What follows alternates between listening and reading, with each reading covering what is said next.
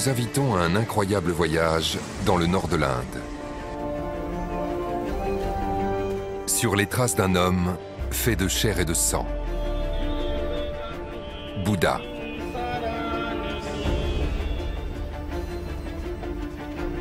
Tel un Indiana Jones des temps modernes, l'historien Charles Allen va tenter de percer le mystère d'un trésor caché.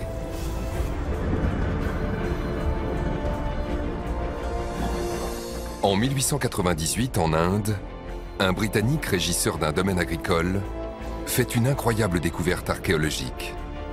Des objets vieux de plusieurs milliers d'années. Il s'agit peut-être de la tombe de Bouddha. Imaginez trouver les ossements de Jésus. Mais des rumeurs persistantes parlent de canulars. Vous l'examinez depuis un moment. Est-ce que c'est un faux? Ce documentaire va tenter de répondre à plusieurs questions. Cet obscur monument du nord de l'Inde est-il réellement le tombeau de Bouddha? S'agit-il d'une authentique découverte? Et si c'est le cas, qui a construit ce tombeau? Et quand? Pour près de 400 millions de bouddhistes à travers le monde, les réponses seront déterminantes.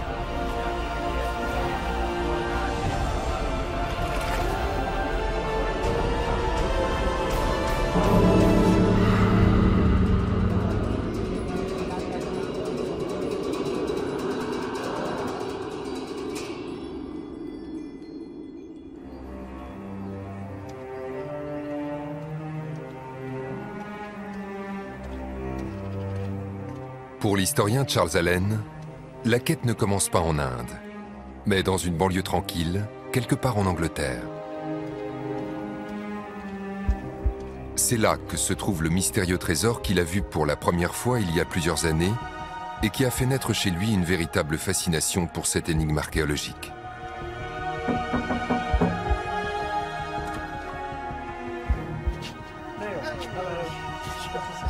Tout comme Charles Allen, Neil Pepe a grandi dans les Indes britanniques. C'est son grand-père qui a fait l'incroyable découverte à Piprawa, WCPP. Ce sont les initiales de William Claxton Pepe, votre grand-père. Oui, c'est sa vieille cantine. Voilà des photos. Le voilà. Et ça, c'est le stupa de Piprawa. À l'époque des fouilles. Oui, on voit la tranchée qui a été creusée au milieu. Sous le stupa de Piprawa, à plus de 6 mètres de profondeur, William Pepe a découvert un gigantesque coffre en pierre. Il contenait plusieurs reliquaires et plus d'1 millier de bijoux, des pierres semi-précieuses taillées et divers objets en or et en argent.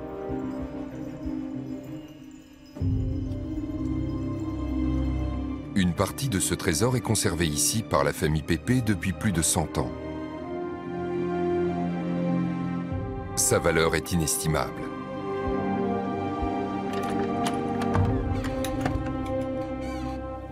C'est exactement ce que je suis venu voir. Le trésor de Piprawa. Ce sont les cadres d'origine, faits par mon grand-père. C'est vraiment magnifique. C'est un travail d'une finesse remarquable. Regardez la beauté de ces pierres. Et ce qui est incroyable, c'est qu'elles doivent avoir plusieurs milliers d'années. Oui, tout à fait. Malheureusement, on ne sait pas de quand elles datent, ni pourquoi il y en a autant. C'est ce qu'il faut que je découvre. J'espère que vous y parviendrez. Mais un soupçon pèse sur cette extraordinaire découverte. Un soupçon qui a découragé les scientifiques les plus sérieux et ternit la réputation de William Pepe.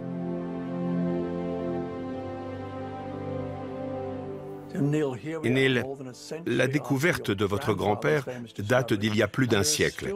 Et on parle encore de canular ou de complot. Quel est votre sentiment? Je trouve ça incroyable. Vraiment, je ne comprends pas, ça défie toute logique. En ce qui concerne mon grand-père, il aurait été incapable de falsifier quoi que ce soit. Neil a grandi dans la propriété de son grand-père, l'exploitation Birdport, au nord de l'Inde.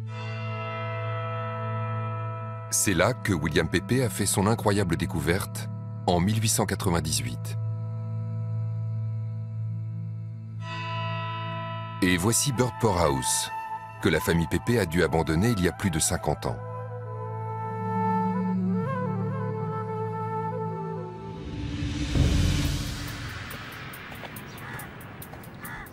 À 6500 km de distance, la maison existe encore. Et c'est ici que Charles Allen va commencer son enquête sur le mystère de Piprawa. Elle est délabrée, elle a perdu de sa superbe, mais c'est bien la même maison. 3 générations de Pepe ont grandi ici. Et Neil, qui a aujourd'hui plus de 70 ans, a dû jouer sur ses pelouses et sur la terrasse, là-haut.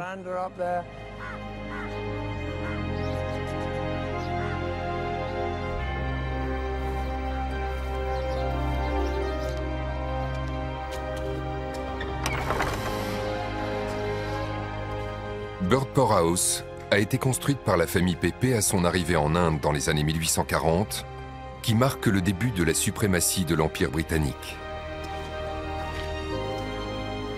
La famille a créé une immense propriété de 12 000 hectares, sur laquelle elle cultivait entre autres la canne à sucre et le riz.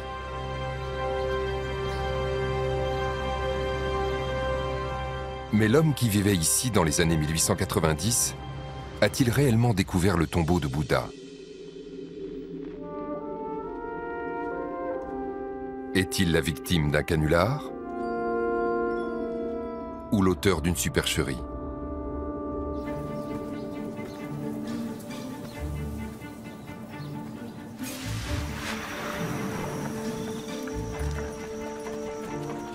À l'approche de la quarantaine, William Pepe, régisseur du domaine et ingénieur, se découvre une passion pour l'archéologie. Nous sommes en 1897.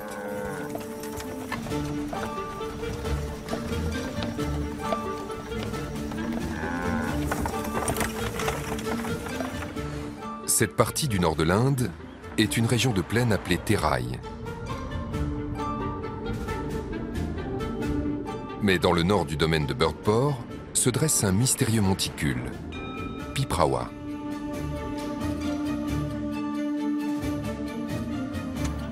William Pepe envoie ses ouvriers creuser.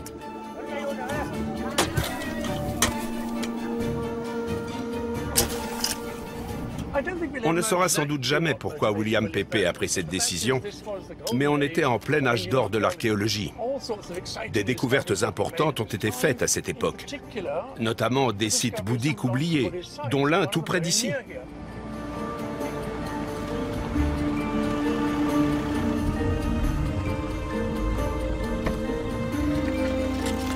Au terme de plusieurs semaines de fouilles, les ouvriers de Pepe dégagent le sommet d'un grand tumulus en briques.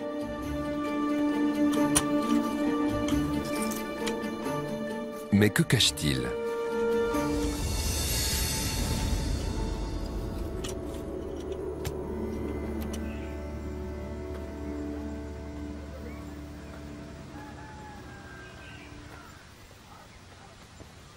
Voici le stupa de Piprawa, magnifiquement restauré. Mais il ne ressemblait pas à ça en 1898. À l'époque, là, j'aurais été sous terre, car la surface se trouvait à environ 6 mètres au-dessus. Donc, ils ont d'abord dû dégager le sommet de ce monticule. Et les ouvriers ont découvert un magnifique dôme de briques.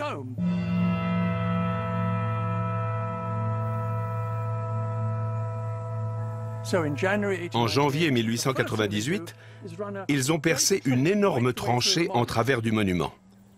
Puis, ils ont creusé plus profondément. Quand ils sont arrivés au fond, qu'ont-ils découvert? Une petite alcôve contenant un immense coffre en pierre. On n'avait jamais rien trouvé de tel en Inde. Ça ressemblait presque à un sarcophage égyptien. Contenait-il un corps ou un trésor? Imaginez leur excitation, ça a dû être incroyable.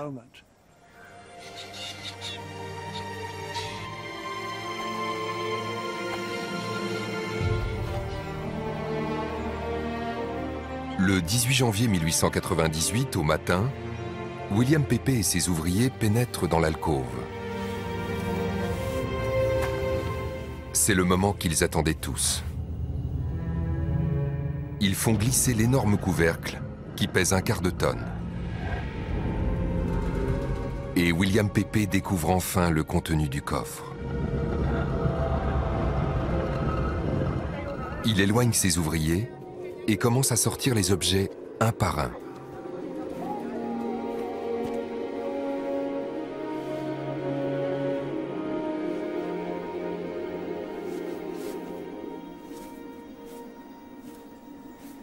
On sait, d'après les documents de la famille, que Pepe a plongé la main dans le coffre et en a ressorti un pot en terre.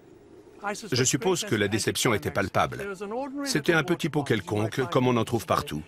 Il a dû le passer à son contremaître, puis regarder de nouveau.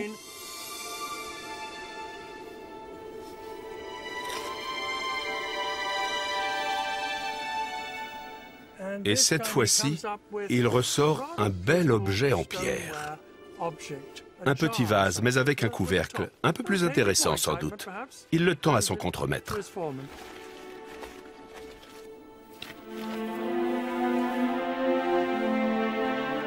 L'objet suivant semble également sans grand intérêt. Une petite boîte ronde, munie d'un couvercle. Elle est soigneusement enveloppée dans du papier journal. Mais la suite va s'avérer bien plus spectaculaire.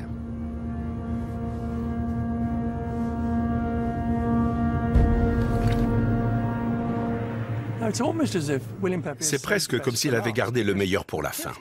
Le cinquième objet qu'il sort du coffre est un magnifique récipient en verre.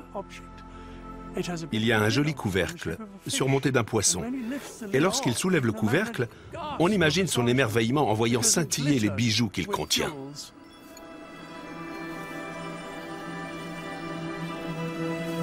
Des centaines de petites fleurs taillées dans des pierres précieuses. Ça a vraiment dû être un moment très fort. Et ce n'est pas fini. Quand ils ont regardé de nouveau dans le coffre, ils se sont rendus compte que le fond était recouvert d'objets précieux en or et en pierres précieuses et semi-précieuses.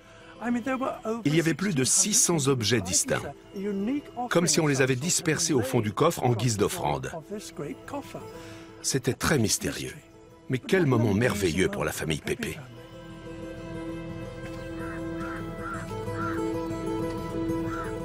La découverte est tout bonnement stupéfiante et ne ressemble à aucun autre monument jamais mis au jour en Inde.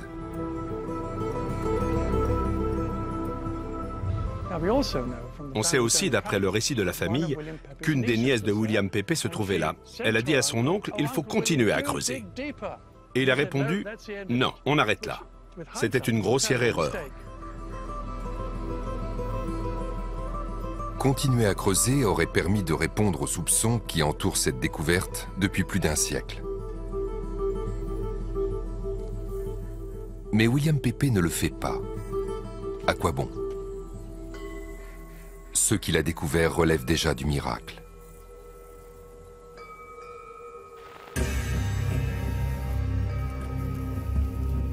Pepe est régisseur de métier, pas archéologue. Il ne prend donc pas la peine de noter de quelle boîte proviennent les différentes pierres précieuses. Mais surtout, personne ne semble prêter attention aux morceaux d'ossements et aux cendres qui y sont mêlés. Le soir même, Pepe a compris que ces cendres étaient des restes humains. Quant à savoir de quelle époque ils dataient, il n'en avait aucune idée. Mais il les a rassemblés soigneusement et les a mis dans 2 urnes en pierre qu'il a scellées. Puis, il s'est assis à son bureau pour écrire 2 lettres.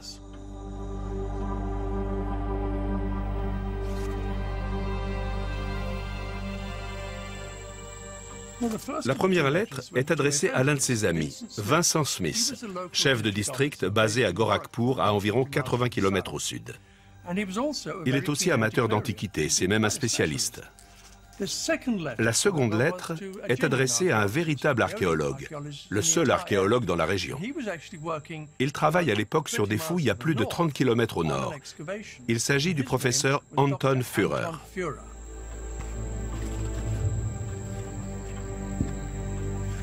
Les deux hommes répondent presque immédiatement.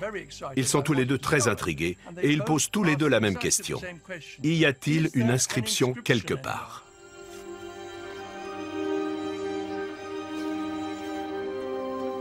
Effectivement, il y en a une. Elle figure sur le couvercle de l'un des reliquaires. Et dans l'excitation générale du moment, elle est tout d'abord passée inaperçue.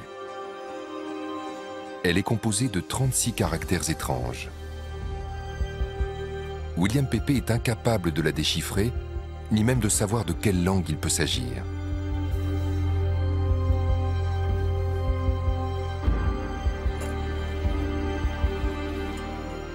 Mais il la recopie méticuleusement.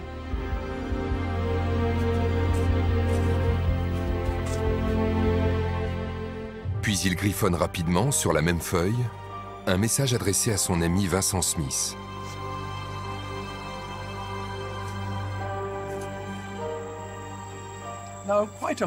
C'est incroyable, mais ce petit morceau de papier est parvenu jusqu'à nous. On peut voir que William Pepe a recopié très minutieusement les caractères gravés sur l'urne. Et sous l'inscription, on peut voir que Vincent Smith a tenté d'en faire une première transcription. Ya Salila Nidani Buddhasa. Et si vous retournez le bout de papier, vous trouvez au dos la réponse de Vincent Smith qui commence ainsi. Il semble que ces reliques soient celles de Bouddha lui-même.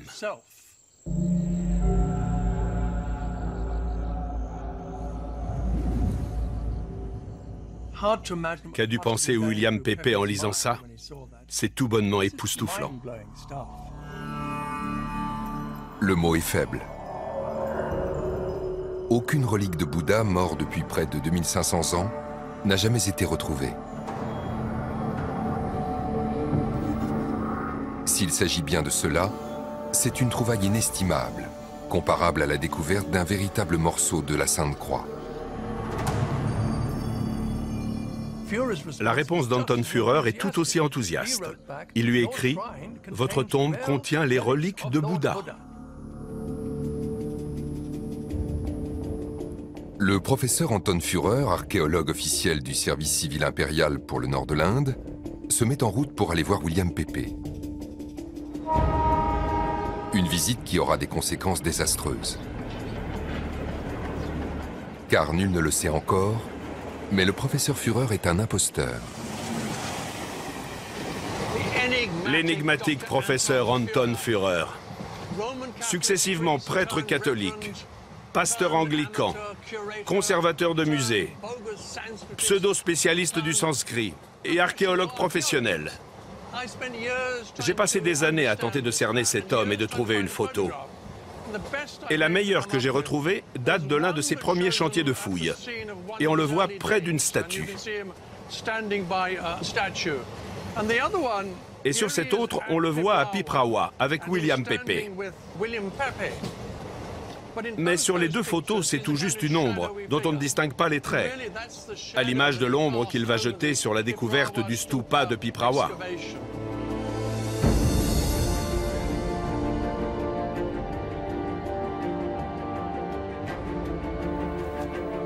Loin de se méfier, William Pepe accueille le professeur Führer à Piprawa 4 semaines après sa découverte. Le scandale éclatera quelques mois plus tard. Le soi-disant archéologue allemand a en effet vendu de fausses reliques de Bouddha, falsifié de nombreux rapports et contrefait au moins une inscription ancienne. Il démissionnera avant d'être renvoyé.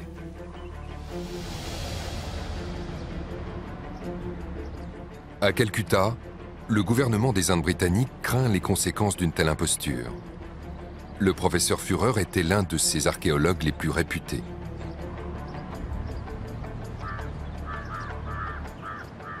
Le gouvernement a été très embarrassé. Il ne savait pas quoi faire et sa première réaction a été de détruire tous les rapports de Führer. Ils étaient faux, donc autant les faire disparaître. Puis s'est posé la question de Piprawa. On y avait découvert non seulement des pierres précieuses, mais aussi des ossements et des cendres. Leur première réaction a été « sortons-les du pays le plus vite possible ».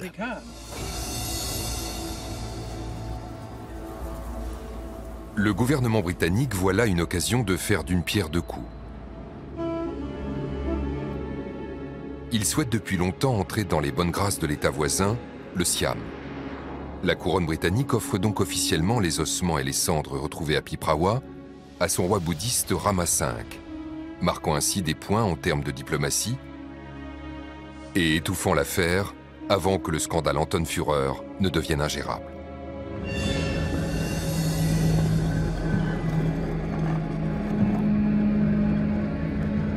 Mais qu'en est-il alors de William Pepe et de son incroyable découverte?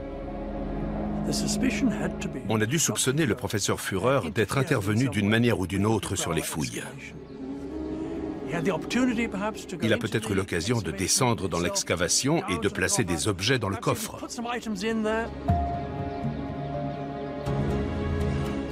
Ou il a peut-être même concocté avec William Pepe, voire avec d'autres responsables officiels, cette énorme supercherie. Mais le principal soupçon porte sur la fameuse inscription. Car le professeur Führer aurait très bien pu, grâce à ses connaissances, en être lui-même l'auteur.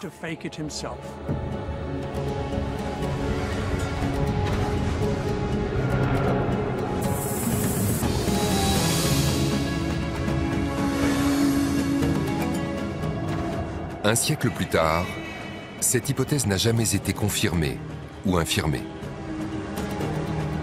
Et c'est à Calcutta, ancienne capitale de l'Inde britannique, que se trouve l'indice le plus crucial dans cette affaire.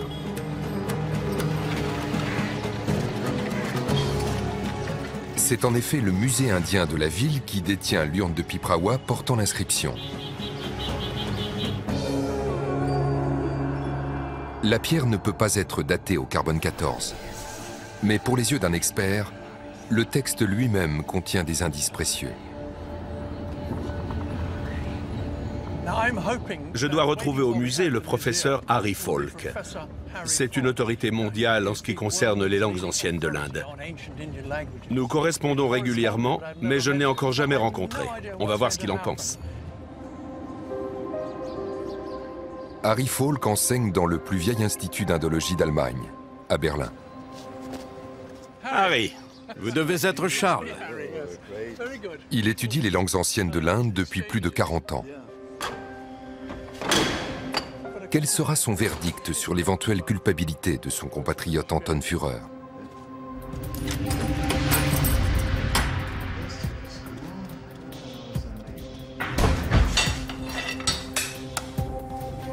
À cause de sa rareté et de sa valeur, l'urne n'est pas exposée, mais conservée précieusement dans la chambre forte du musée.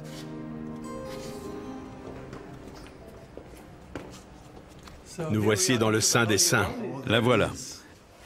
Regardez ça, Charles. C'est là... Wow.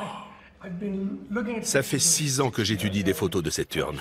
Ce qui me frappe, c'est la netteté de l'inscription. Chaque caractère est parfaitement lisible.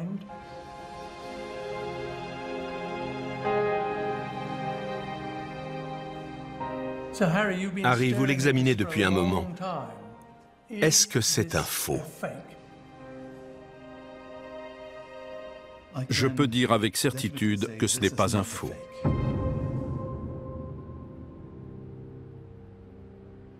À quoi le voyez-vous? Tout d'abord, l'inscription est parfaitement authentique. L'objet est authentique. La langue est une langue de cette époque et de cette région de l'Inde. Si on pense au professeur Führer, il pourrait en être l'auteur, non? Oui, il était employé comme archéologue. Mais sa connaissance du sanskrit laissait à désirer. L'inscription utilise des mots comme Nidani, qu'on ne retrouve nulle part ailleurs. Ce mot inusité, quelle est sa signification? Le mot Nidani signifie récipient au sens neutre. Et on ne le trouve que sur cet objet, nulle part ailleurs. Donc il serait étonnant qu'Anton Führer ait choisi ce terme plutôt obscur. Oui, étant donné qu'il n'était pas un très bon sanskritiste, c'est le moins qu'on puisse dire. Il aurait recopié un texte sur un reliquaire existant et n'aurait jamais opté pour ce terme de lui-même. Ça dépasse de loin les aptitudes du professeur Führer. C'est donc une inscription unique et authentique. Absolument.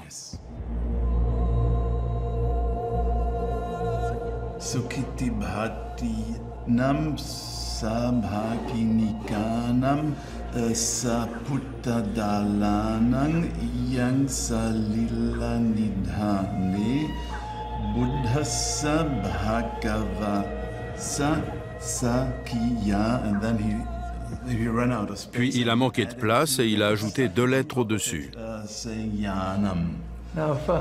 Est-ce que vous pouvez me traduire ce que ça dit? Ce reliquaire est le reliquaire de Bouddha, le seigneur du clan Sakya, dans le Terai.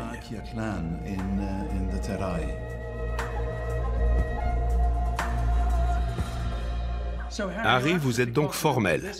Ce reliquaire contient les cendres de Bouddha. Oui, c'est une certitude. Car le texte dit ce qui signifie « ce sont les reliques du Seigneur Bouddha ».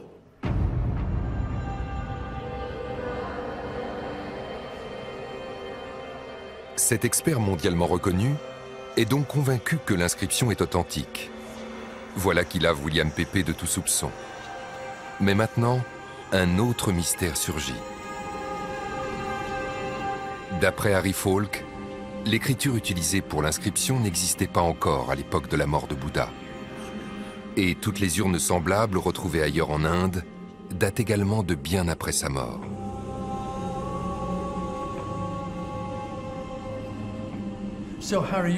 Donc vous êtes convaincu que cette urne a bien contenu les cendres de Bouddha.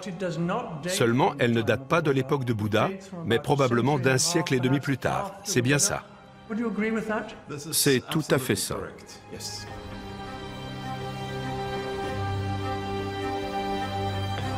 Comment se peut-il qu'une urne censée contenir les cendres de Bouddha ait été fabriquée plus de 150 ans après sa mort?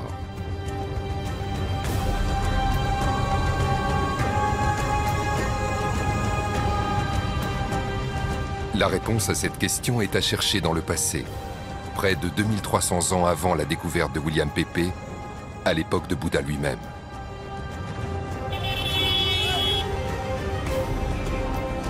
Comment un homme de chair et de sang a-t-il donné naissance à une religion? Quand et comment est-il mort? Et comment ces restes se sont-ils retrouvés dans le tombeau découvert par William Pépé?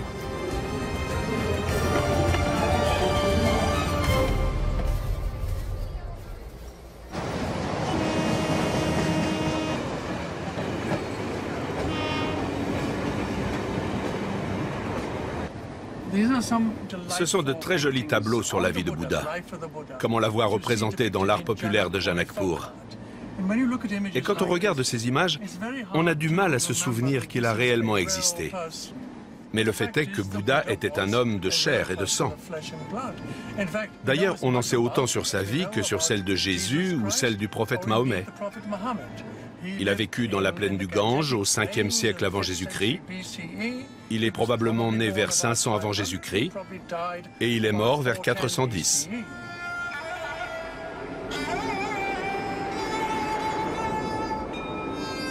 Bouddha est né à Lumbini, non loin de Piprawa.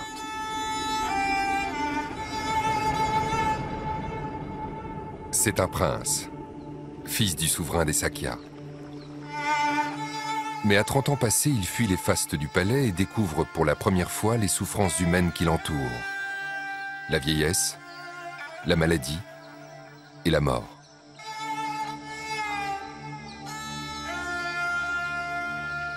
Lorsqu'il croise un vieil ermite en train de prier, il renie sa vie passée et devient lui-même ermite. Pendant 6 ans, Il mène une vie de renoncement, ce qui lui vaut un nouveau nom, Sakyamuni, sage de son clan, les Sakya.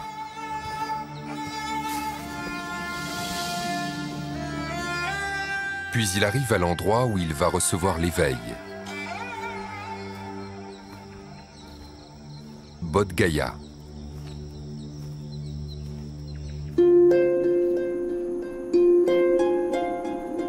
Lorsque Bouddha est venu ici, il n'y avait alors rien d'autre que la jungle et les arbres. Mais au fil des siècles, Bodh Gaya est devenu un lieu saint, aussi sacré que la Mecque ou Jérusalem.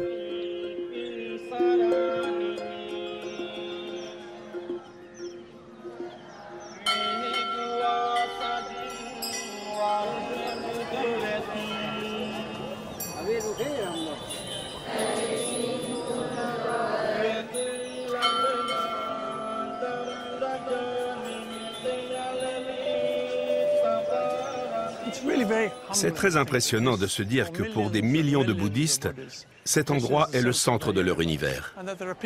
Il y a des gens qui viennent du Tibet, de Chine, de Birmanie, de Thaïlande, du Sri Lanka. Et il y a aussi beaucoup d'Occidentaux. Cet endroit dégage une spiritualité vraiment palpable. C'est très émouvant.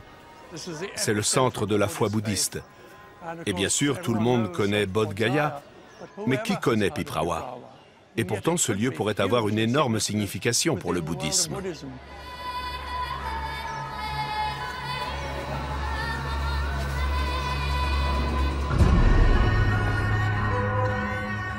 Au cœur de ce lieu saint se trouve l'arbre de la Bodhi.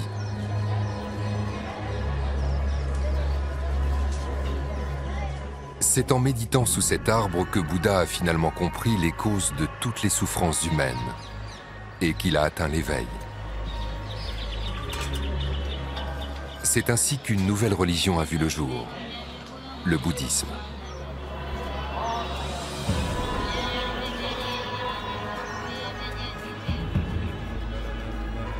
Les pèlerins continuent de marcher sur ces traces, 2500 ans plus tard.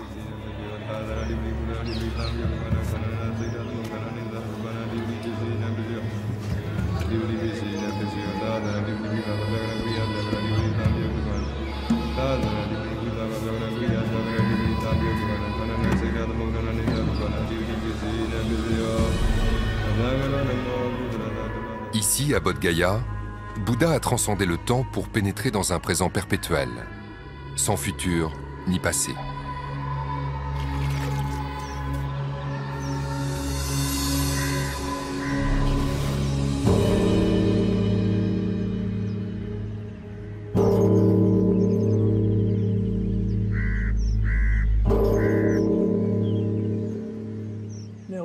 Pour Bhante Palachakma, descendant du clan Sakya, c'est ce présent perpétuel qui donne son pouvoir à Bouddha. Quand il est né à Lumbini, c'était un homme ordinaire qui vivait soit dans le passé, soit dans le futur, mais jamais dans le présent. Mais après son éveil sous l'arbre de la Bodhi, il a commencé à vivre exactement au moment présent. Et la différence entre une personne ordinaire et une personne éveillée comme un Bouddha, c'est que le Bouddha ne vit que dans le présent, ni dans le passé, ni dans le futur. Tandis qu'une personne ordinaire vit soit dans le passé, soit dans le futur, mais pas dans le présent.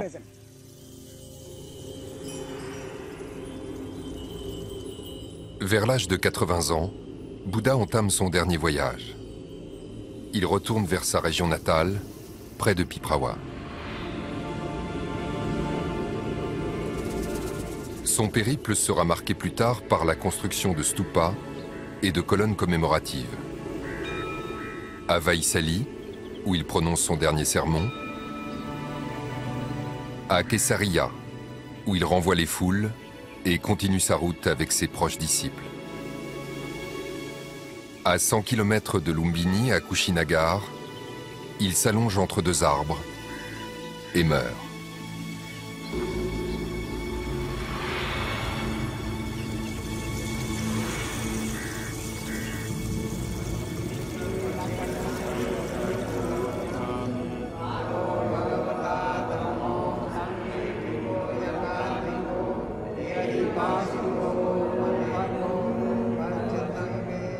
Cette immense statue à Kushinagar marque l'endroit où il a atteint ce que les bouddhistes appellent le parinirvana, ou extinction complète.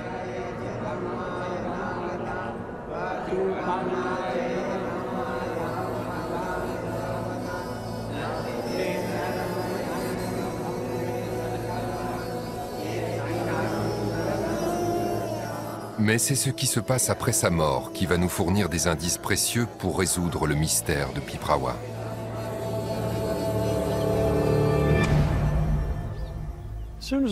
Dès que Bouddha est mort, on a brûlé sa dépouille. Et au fil des ans, ses disciples étant de plus en plus nombreux, une querelle a éclaté parce que tout le monde voulait une partie des reliques. Il a donc été décidé de les diviser en 8 parties qui seraient données à 8 rois différents, dont l'un faisait partie du clan Sakya, le propre clan de Bouddha.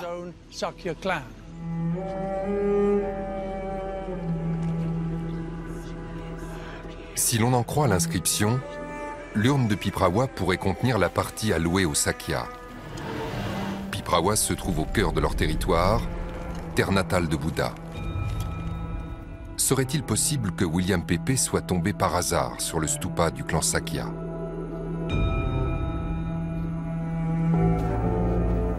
Et qu'il ait découvert l'un des 8 reliquaires dont les textes font mention?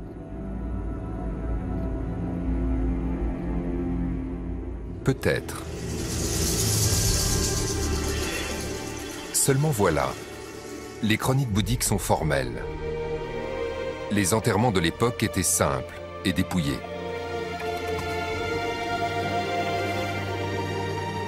Rien à voir avec l'imposant tombeau de Piprawa.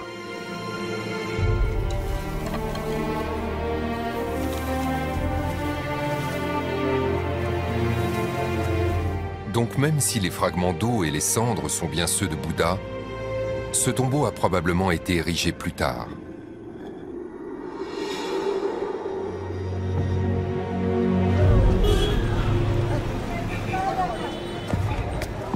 Qui peut l'avoir construit? Quand? Et pourquoi? La réponse à ces questions pourrait se trouver à un endroit précis. Un site remarquable en plein cœur de l'Inde. Sanchi.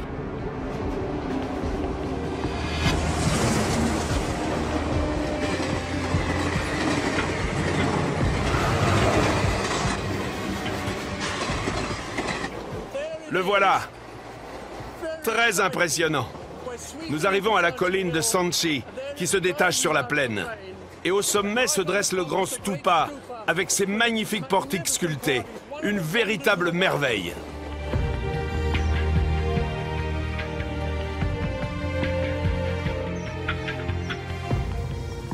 Avec son immense stupa de 15 mètres de haut, Sanchi est l'un des sites les mieux préservés de l'Inde centrale. Se pourrait-il que l'homme qui est à l'origine de ce site incroyable ait également fait construire le spectaculaire tombeau de Piprawa découvert par William Pépé?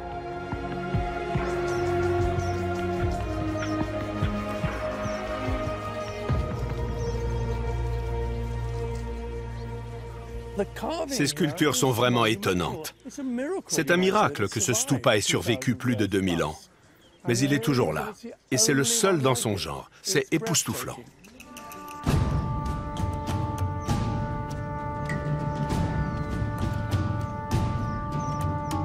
Sanchi a été bâti par un grand empereur qui a converti son royaume au bouddhisme près de 150 ans après la mort de Bouddha. Cet empereur s'appelait Ashoka. Il y a des représentations d'Ashoka ici. Ce sont les plus vieux portraits que l'on connaisse de lui. Et on sait ce que cette scène représente. L'empereur Ashoka s'est rendu sous l'arbre de la Bodhi, là où Bouddha méditait quand il a atteint l'éveil. Malheureusement, la reine principale complote contre le bouddhisme et a tenté d'empoisonner l'arbre de la Bodhi. Et lorsqu'Ashoka arrive, il est tellement horrifié par ce qu'il découvre qu'il s'évanouit dans les bras de ses reines. Et c'est probablement à ça que ressemblait Ashoka. Un petit homme ventripotent, avec un visage poupin et sujet aux syncopes. Car selon les récits bouddhiques, il s'évanouissait fréquemment lorsqu'il était très ému. La conversion d'Ashoka au bouddhisme se traduit par une métamorphose personnelle spectaculaire.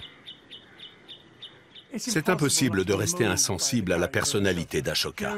C'était un empereur violent, impitoyable, détestable, qui s'est emparé du trône par la force, en tuant tous ses frères. Puis soudain, il change du tout au tout. Il se convertit, devient un homme nouveau. Et l'Inde se retrouve gouvernée par un dirigeant qui édicte ses lois selon des principes moraux.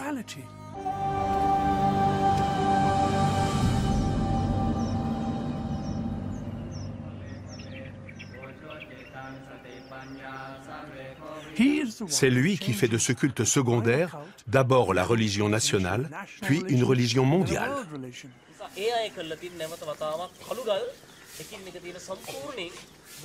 Trois éléments suggèrent un lien possible entre Ashoka et Piprawa.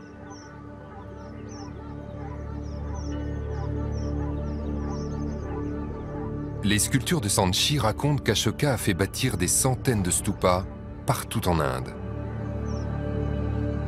et qu'il a fait déterrer les 8 portions des reliques de Bouddha pour les redistribuer sur de nouveaux sites.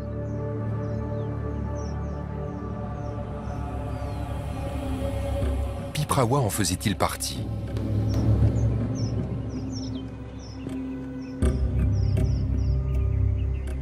De plus, pour propager sa nouvelle philosophie, Ashoka a utilisé l'une des formes écrites les plus anciennes du sanskrit afin de graver ses édits d'abord sur la roche, puis plus tard sur une série d'immenses colonnes en grès.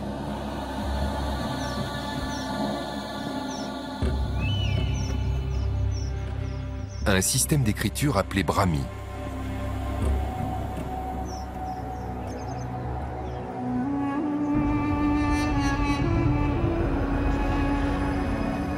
Or, c'est celui que l'on retrouve sur l'urne de Piprawa.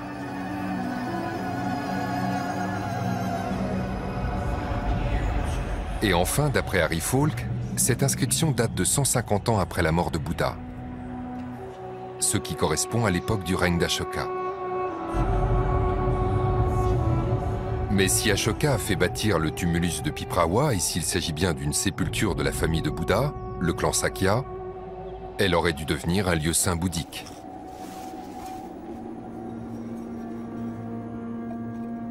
Comment un tel lieu a-t-il pu tomber dans l'oubli?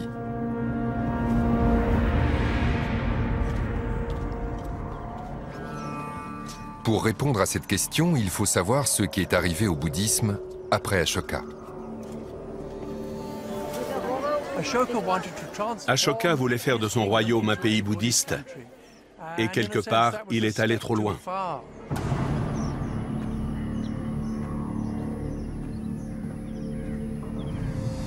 Ces statues n'ont pas été décapitées par hasard. Le bouddhisme remettait en cause l'autorité des prêtres hindous. Ces derniers le considéraient donc comme une hérésie qu'il fallait réprimer. Et ce que les prêtres hindous ont commencé, les envahisseurs musulmans l'ont achevé.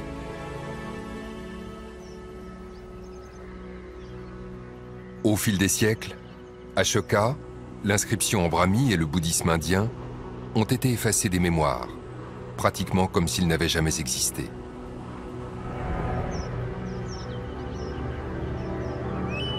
Ce n'est qu'au XIXe siècle que ce pan de l'histoire a été redécouvert, notamment grâce à des archéologues britanniques.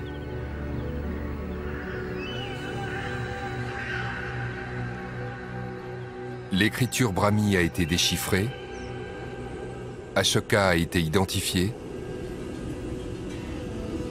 Sanchi a été découvert. Et parmi les derniers sites à avoir été retrouvés, il y a Piprawa, mis au jour par William Pepe en 1898. Tous les indices semblent désigner Ashoka comme le bâtisseur de cet incroyable tombeau. Pour l'expert Harry Falk, c'est l'énorme sarcophage qui détient la clé. Presque 1 mètre 32 centimètres. Les dimensions du coffre correspondent à l'artisanat pratiqué pendant le règne d'Ashoka. Le style et la finition sont typiques du perfectionnisme d'Ashoka.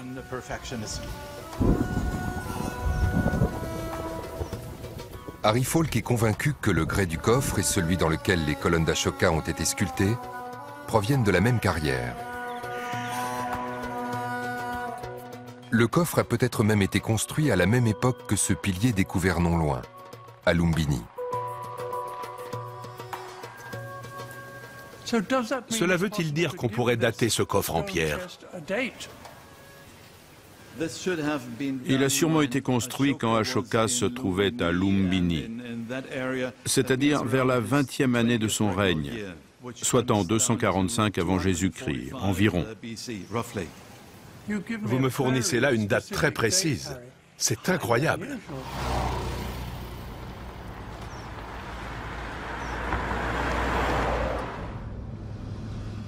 Une date aussi précise est une véritable aubaine. Mais une question cruciale demeure. Si Ashoka a choisi Piprawa, est-ce parce qu'il s'agit du lieu où a été originellement enterrée la dépouille de Bouddha par les membres du clan Sakya?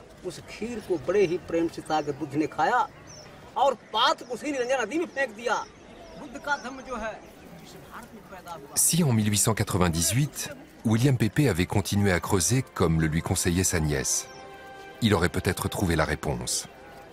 Mais il ne l'a pas fait. Bien des années plus tard, un autre a eu cette idée. En 1971, celui qui relance les fouilles n'est plus un employé de l'Empire britannique, mais un jeune archéologue indien, K.M. Srivastava. Sa fille, Mridula, se rappelle comment tout a commencé. Quand mon père a commencé les fouilles en 1971, on lui a demandé dans quel but il faisait ça. Il a répondu « Je veux faire quelque chose que personne n'a jamais fait, quelque chose qui gardera mon nom. »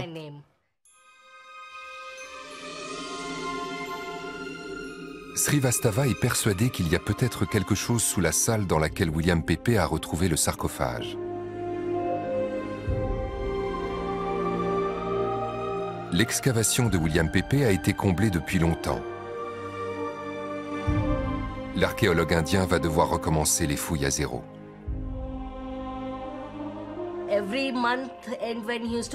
Tous les mois, quand il revenait, mon frère, ma sœur et moi, nous l'attendions à la porte. Dès qu'on l'entendait monter les escaliers, on lui criait « Papa, tu as trouvé quelque chose ?» Chaque fois, il nous répondait « Non, pas encore, pas encore. » On voyait à son visage qu'il était tendu et inquiet. Mais finalement, en 1972, il a trouvé les reliques.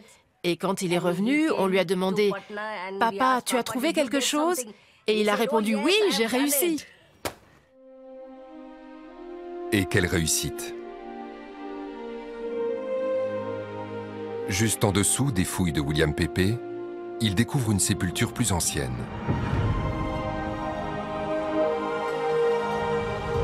Deux petites salles contenant chacune un coffre en stéatite et quelques plats en argile brisés.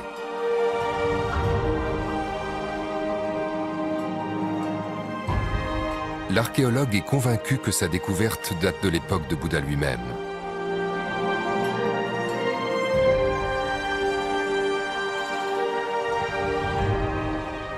Pour Charles Allen, c'est la dernière pièce du puzzle. Tout semble indiquer que cette salle située en contrebas est la sépulture d'origine des Sakya et que les cendres de Bouddha ont ensuite été transférées dans un nouveau tombeau, plus élaboré, construit au-dessus. Exactement comme le dit l'inscription.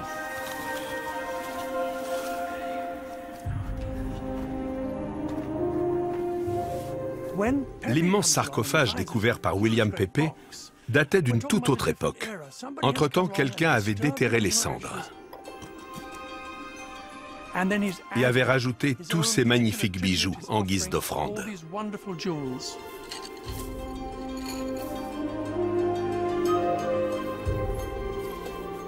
Et nous savons que cette personne était très probablement Ashoka, parce que ce coffre correspond à son style. Et l'écriture utilisée pour l'inscription date de l'époque de son règne. C'est un réel soulagement pour moi. Parce que quand j'ai commencé, je n'étais pas sûr de trouver des réponses. Et finalement, si. Je suis vraiment heureux.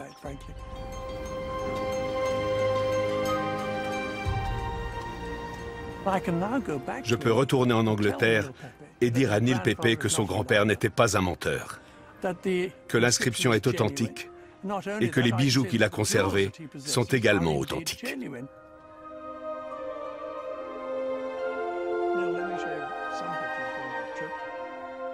Je n'en reviens pas. Tout est bien qui finit bien.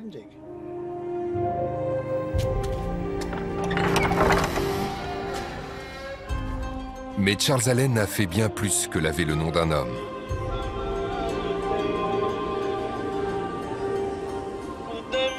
Pour près de 400 millions de bouddhistes à travers le monde, il a apporté la confirmation que Piprawa était bel et bien le lieu où les Sakyas ont enterré les reliques de leur chef. Il y a de cela plus de 2400 ans.